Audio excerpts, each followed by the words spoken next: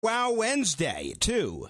Roshini Rajkumar, she's a personal brand strategist and presence engineer who works with business, sports, and healthcare executives. She's a licensed attorney and the author of Communicate That, Your Toolbox for a Powerful Presence. And she is a person that businesses call to make sure that they don't make mistakes in today's 24/7 news cycle and to fix business blunders. OwnYourWow.com is her website. Roshini Rajkumar, welcome back to the show. Thank you.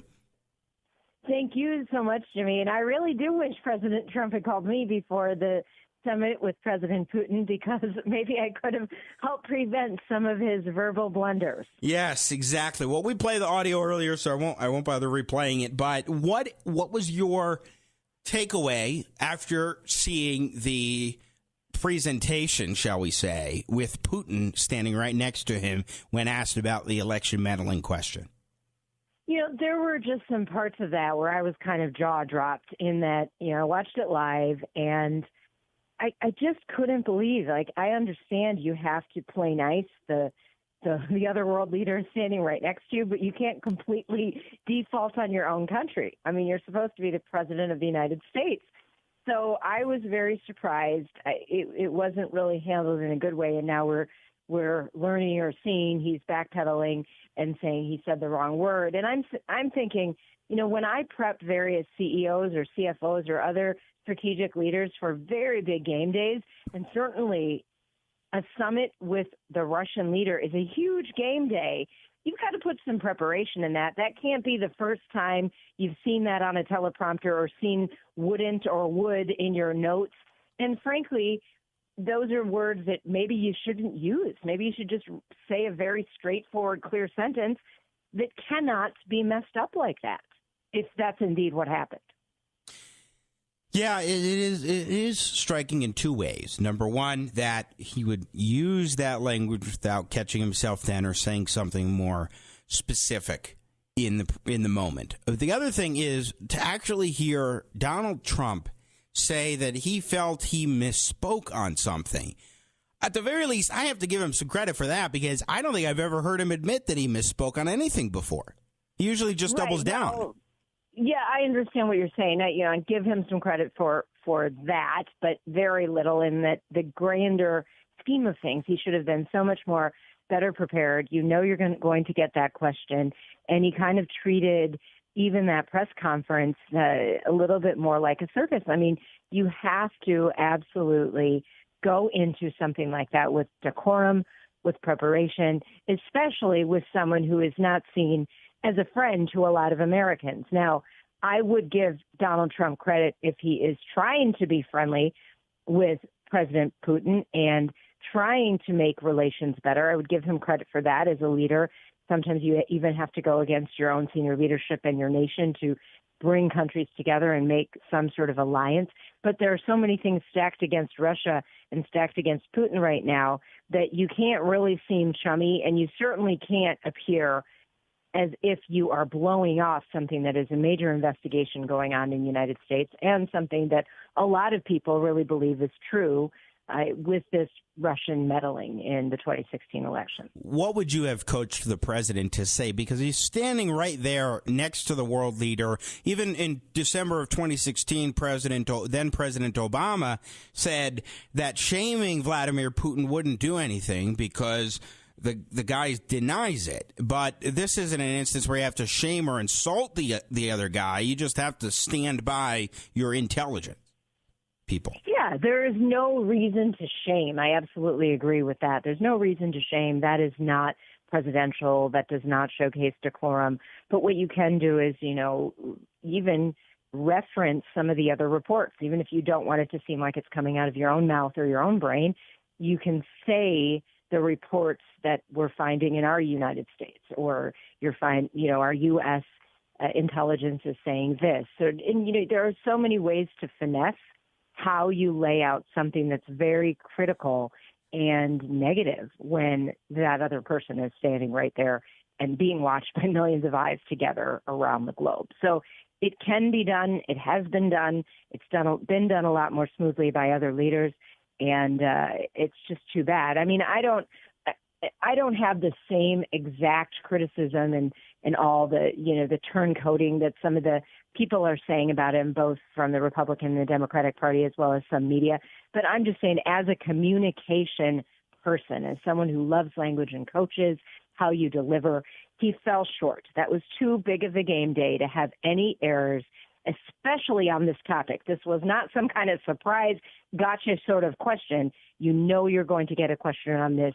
And even if that means you practice the response with your team back at home or on the plane before you land, this is not something to go it alone, President Trump. It is fascinating when you look at President Trump's Twitter feed, always. And this morning, he tweeted out, so many people at the higher ends of intelligence, I presume intelligence people in the intel community as opposed to just really smart people, that they loved my press conference performance in Helsinki. Putin and I discussed many important subjects at our earlier meeting.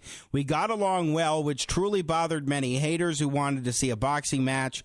Big results will come. This is interesting in the sense that it comes a day after he presented this clarification. Yeah, and I get really frustrated with anyone doing that kind of self-aggrandizing and, talking about, the higher intelligence and all that. I mean, you start out by kind of slamming people who don't agree with you or people you don't like or the people you're calling those haters. Why can't we just state what you think went well, talk about what you're working on or share a little more insight about some of the closed-door meetings if you can? That would have been those would have been a stronger set of tweets then. Yeah, so consistency seems to me to be an important thing where you're not, changing your tune then one day and then kind of going back a little bit the next day. Right. I think that of all the lessons that can be learned from the aftermath, not necessarily the moment, but the aftermath, I think being authentic and being consistent are the two most important things.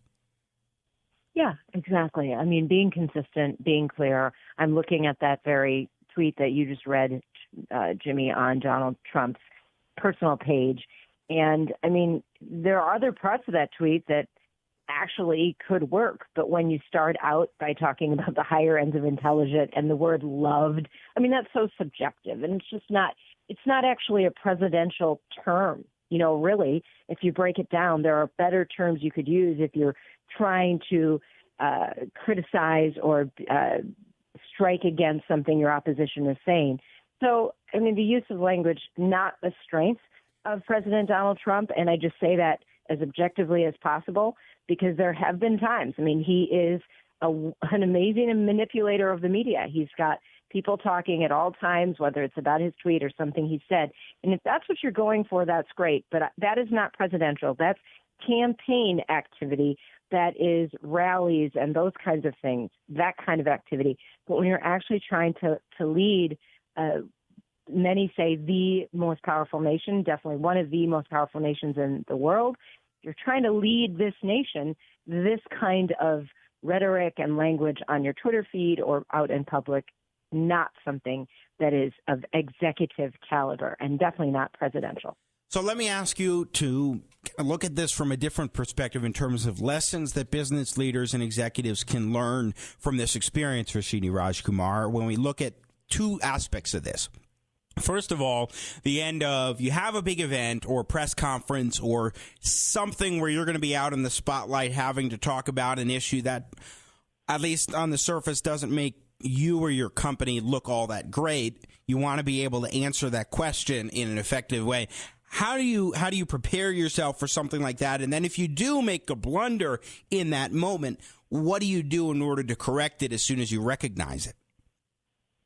Yeah, and the thing is, we're all human, right? We make mistakes, and that's okay. It's just accepting it, understanding that if you've prepared, sometimes, you might have a little verbal mix-up, and really identifying and not being defensive is the first step. But in that preparation zone, it's really understanding what is your intent. We've talked about intent. We've talked about authenticity here. Be authentic and be intentional. What's your intent? But even, as important as those things is this notion of audience analysis. who is your audience going to be? In this case, it's a lot of people, right? Millions and hundreds of millions of people watching, maybe even billions. So the bottom line is, what is going to really resonate with those people? And so that's something to think about. And if you're a leader, maybe you're not worried about millions or billions of people, but hundreds or thousands of people. Think about who your customers are, who your vendors are, who your collaborators are, and what do they need to hear from you. Recently, I was told by someone locally in the media that one of their partners, one of their advertisers, had put out some tweets that really didn't match the brand of that particular media outlet. And they asked me for advice on how to deal with it. And so we were talking about ways to approach that advertiser. And, because again, we're working in the system of there is a First Amendment, but this is a private media entity. And it could be that they're going to pull that company's advertising. So if something's not on your brand and one of your collaborators or your employees is doing something or posting on Facebook in certain ways or tweeting that really don't match your brand, have that really intentional, authentic conversation. Ask what their intent was for doing those posts, and then make a decision whether those are matching and working with your brand as a business leader or as a company. I think it's at least my understanding, interestingly enough, that in Canada, employers are legally responsible for anything that is said by employees. Not in the case of the United States, but if you put that hat on, then certainly you're going to be very cognizant in that type of a scenario of Canada of what your employees are saying and how to do it. But in the United States, we don't have that, thank goodness, in my opinion. But you I can't see that happening in the US, no, right? definitely not. But nevertheless, you have results or consequences rather that can come from something that is stated by somebody associated with you, especially if they're working for you, somebody associated with you and your brand, and you do have to tighten up the belt a little bit here and there. Oh, absolutely. But the most important thing is you're clear from the outset. If you are, that word that you love, consistent, if you're consistent in how you bring people in, onboard them, and then also do your own messaging on social media, in print, or on other platforms, your website, all of those things, the more consistent you are and the more obvious you are that it's consistent.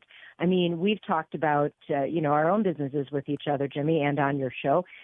My company, Roshini Performance Group, our colors, red, black, and white, they've been red, black, and white for 12 and a half years now, the existence of my company. So if I ever have any kind of invitation or online communication that uses other colors, I'm very particular about why we would stray from red, black, and white. And I even have people saying to me, oh, that's a Roshini red umbrella. Or they call it Roshini red when they see certain reds out there, great. Even when they're not my stuff. So that is consistency, both in your logo, in your messaging, and even in the color scheme you use. Once again, Roshini Rajkumar is our guest. I want to take a turn here to another figure who in some ways has been controversial, but in other ways very heroic, and that would be the late Nelson Mandela, who we recognize his 100th birthday, or the 100th anniversary of his birth today. What do you think about his legacy, and what lessons can business people learn from him about leadership? They can definitely learn the power of integrity and grace. And this was someone who did not, think of how bitter he could have been, right? So bitter, spending, really that heyday of his life in jail, behind bars.